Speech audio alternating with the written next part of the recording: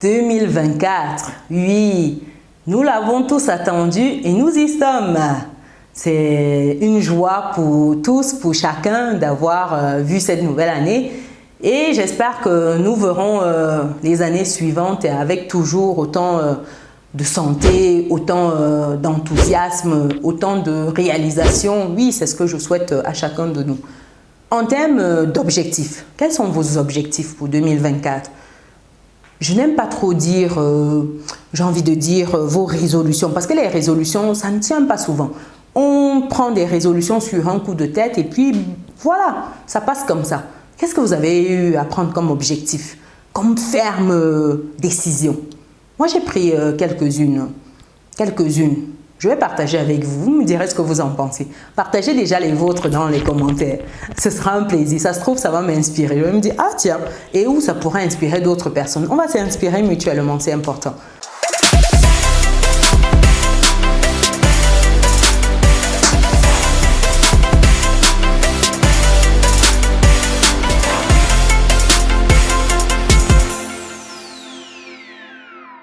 Mais avant que je n'aille plus loin, pour des personnes qui me découvrent dans cette vidéo, je suis Chimène Nana, je suis maman, je suis entrepreneur et récemment auteur.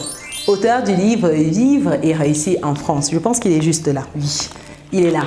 C'est un livre en fait qui vous permet d'acquérir votre autonomie financière lorsque vous êtes en France, qui vous permet déjà de bien vous installer, de vous préparer à votre installation, de bien vous installer sur le territoire et puis d'accomplir ce que vous souhaitez accomplir. Par exemple, vous souhaitez investir, vous souhaitez mettre des steps dans certains domaines, vous avez de quoi faire là. Pour des personnes qui souhaitent se procurer le livre, je vais mettre le lien dans le descriptif de cette vidéo.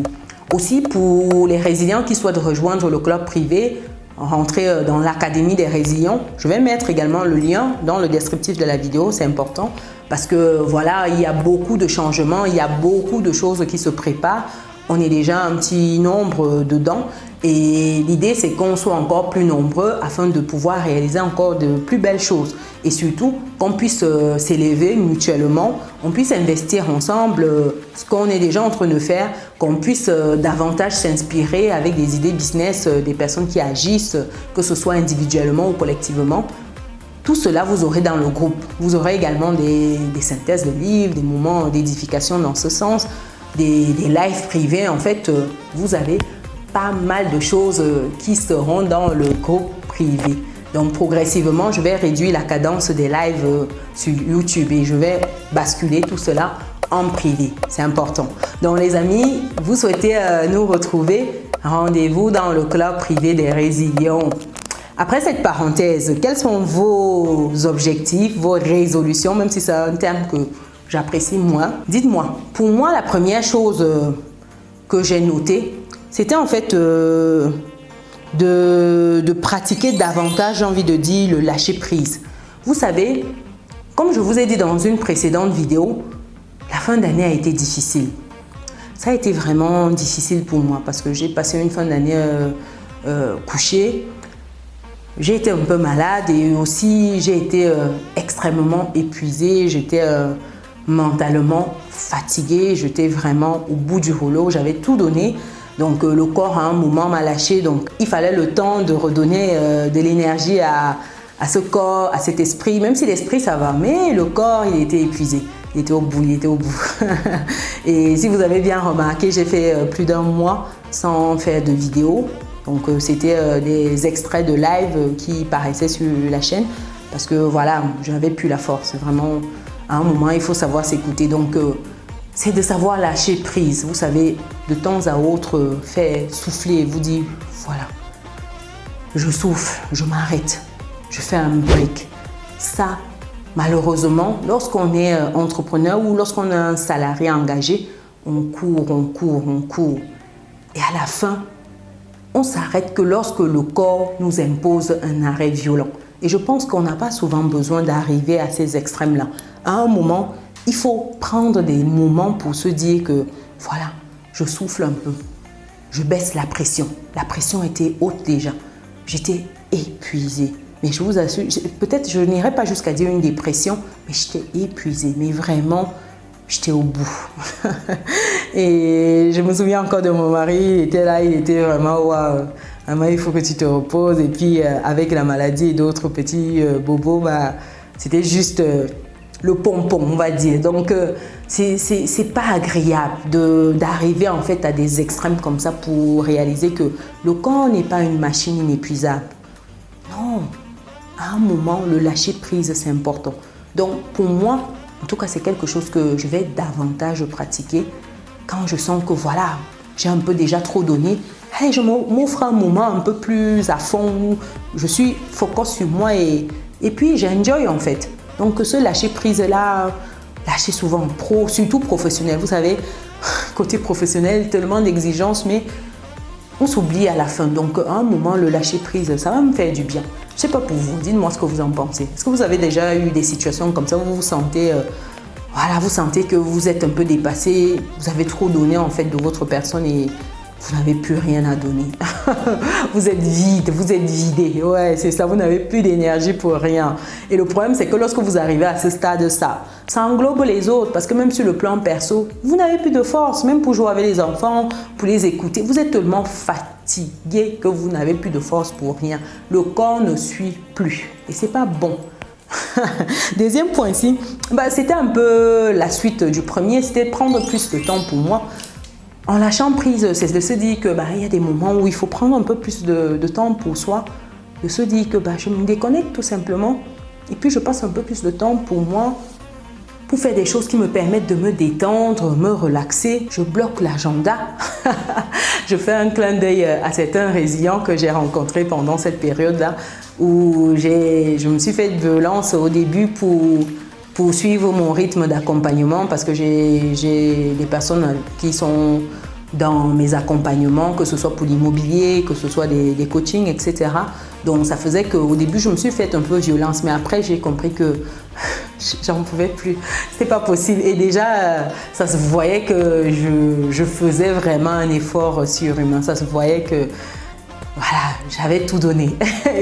Et tout le monde a pu se rendre compte, des personnes que j'ai croisées en privé lors des Zooms et tout que j'ai fait à ce moment-là. Mais voilà, des moments comme ça, on ne devrait pas arriver à épuisement en fait lorsqu'on bosse. Non, c'est pas bon. Et malheureusement, quand on est sur les réseaux sociaux, on se donne en fait un rythme qui est souvent trop épuisant. On se fait violence, on se dit qu'en fait, on doit créer du contenu.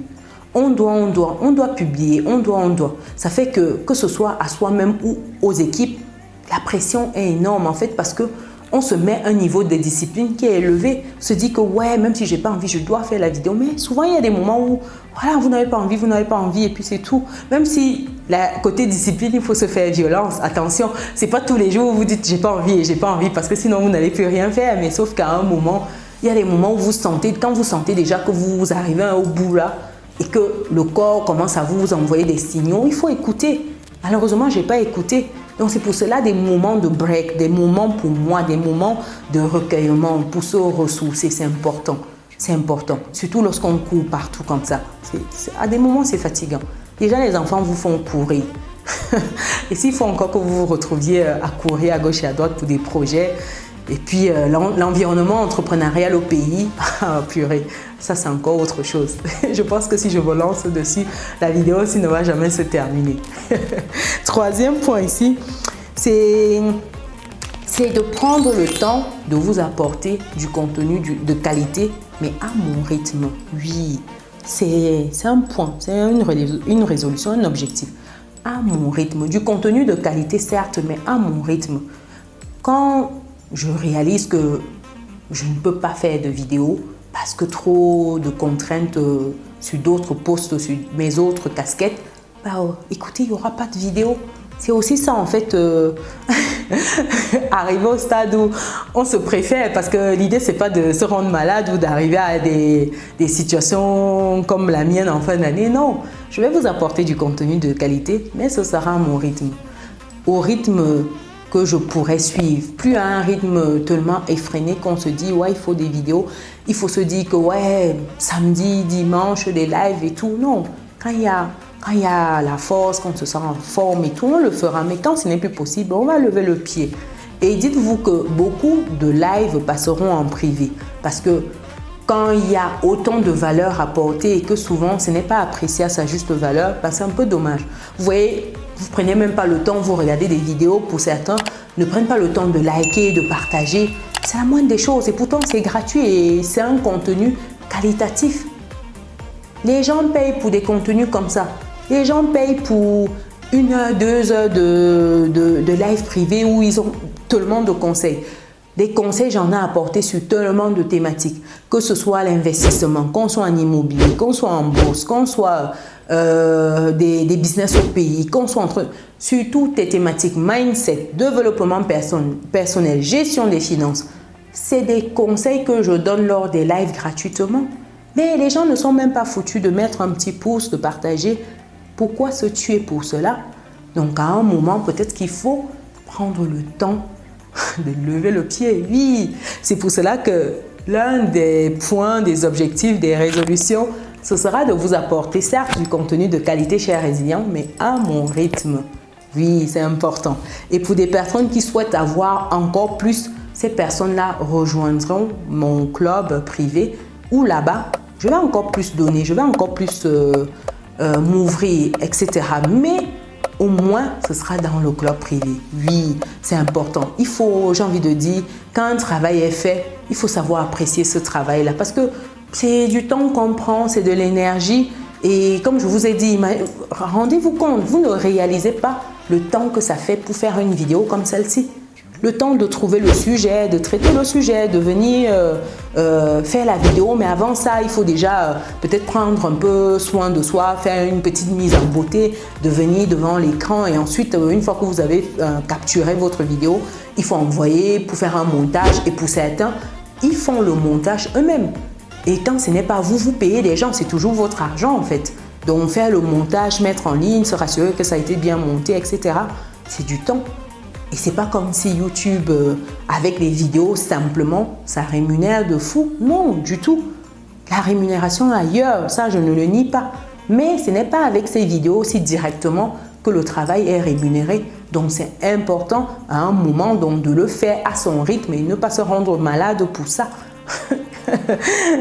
Je tenais à partager ce point-ci, c'est important. Parce qu'en plus, une fois qu'on finit de partager les vidéos, vous voyez certains petits malins venir mettre certains types de commentaires en dessous. Vous vous dites, mais est-ce qu'ils ont regardé la vidéo?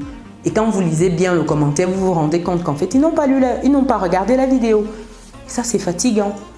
Mais bon, 2024, on va mettre les choses dans le bon sens. Oui, on va mettre des gens au pas, c'est important.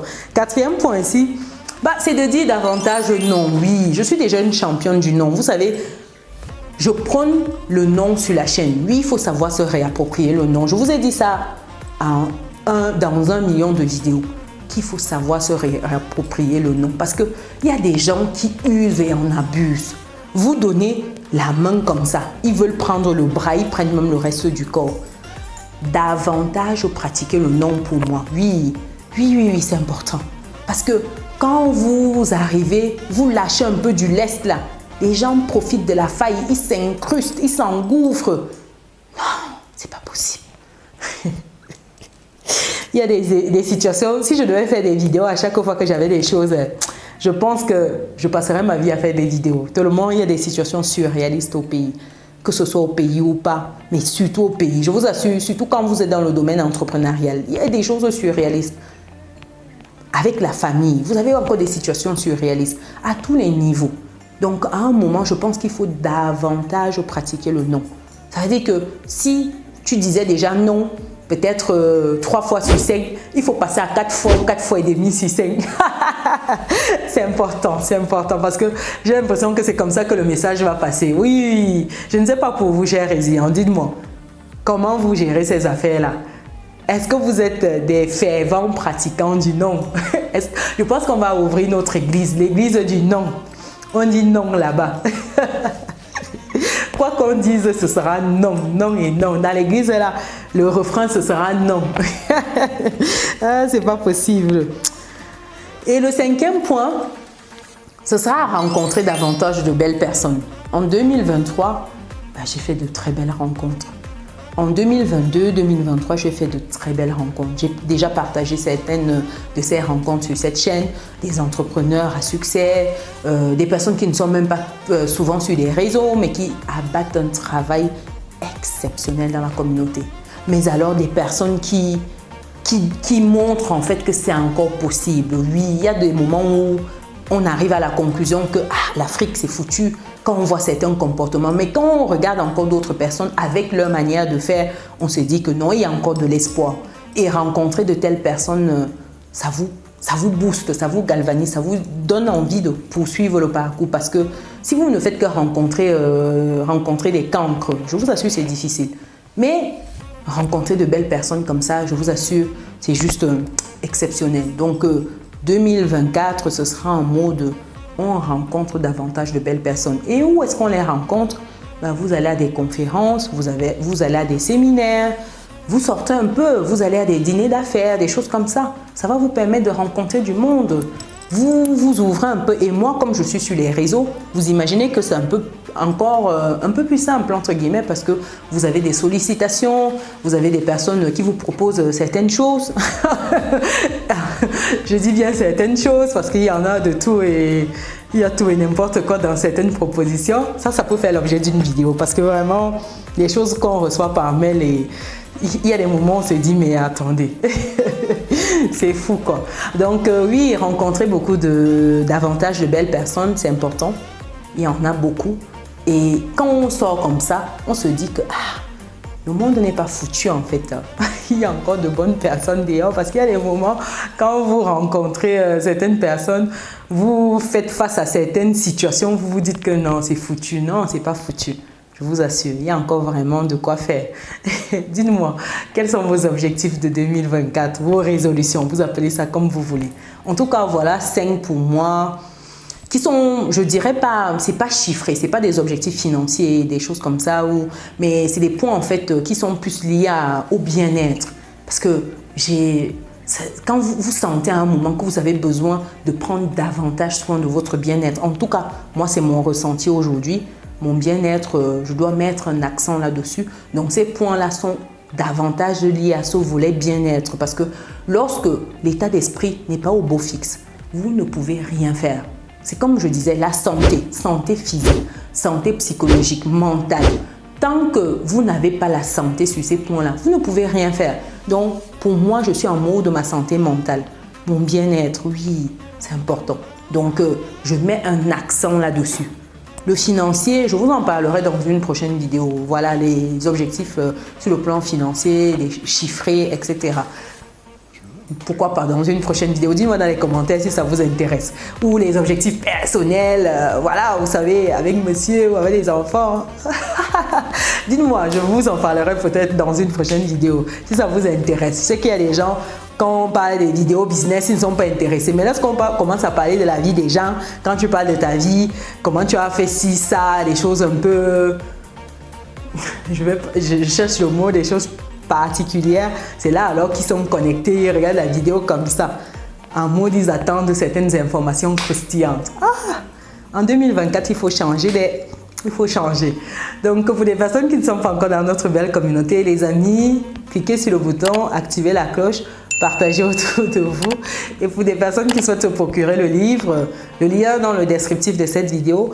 Pour celles qui souhaitent rejoindre le club des résilients, vous avez également le lien dans le descriptif de cette vidéo. Sur ce, on se donne rendez-vous dans la prochaine vidéo. Ciao!